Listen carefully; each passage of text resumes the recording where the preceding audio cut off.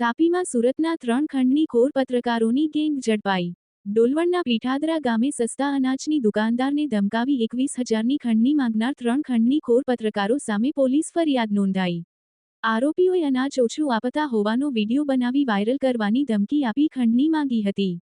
આરોપી નરેન્દ્રસિંહ, સપનાસિંહ રાજપૂત અને હિરેન મહેતાની ધરપકડ કરવામાં આવી છે।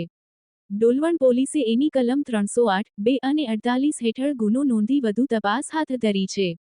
જગદીશ ભરવાડ, ન્યૂઝ 14 તાપી।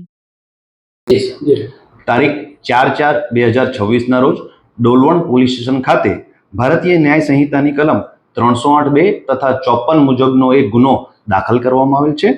સદર ગુનાના કામે ફરિયાદી શ્રી પિયુષભાઈ ગામિત નાઓએ એવી ફરિયાદ આપેલ છે કે આ કામના આરોપીઓ નરેન્દ્રભાઈ મદન મોહનસિંહ રહેવાસી સુરત, સપનાસિંહ વાઇફ ઓફ ઉપેન્દ્રસિંહ રાજપૂત તથા હિરેનભાઈ વસંતલાલ મહેતા નાઓએ પોતે એક સ્વિફ્ટ કારમાં આવી આ કામના ફરિયાદીને પોતે પત્રકાર હોવાનું જણાવી અને તમારા વિરુદ્ધમાં તેઓની હેડ ઓફિસે અરજી આવેલ હોવાનું જણાવી તમો આ કામના સાહેદોને સરકારી અનાજ ગ્રાહકોને વજન કરતા ઓછું આપો છો, જે સંદર્ભો તમારો ઇન્ટરવ્યૂ લેવાનો છે અને જો તમે ઇન્ટરવ્યૂ ના આપો તો તમારે અમને 21,000 રૂપિયા આપવા પડશે તેવું જણાવી અને આ કામના ફરિયાદી પાસેથી ખંડણી માંગતા આ કામના ફરિયાદીએ તેઓ પાસેથી પ્રેસ અને મીડિયાના કાર્ડની માંગણી કરતા આ કામના આરોપીઓ ત્યાંથી જતા રહેલા, જે સંદર્ભે ઉપરોક્ત કલમથી ડોલવણ પોલીસ સ્ટેશન ખાતે ગુનો દાખલ કરવામાં આવેલ છે।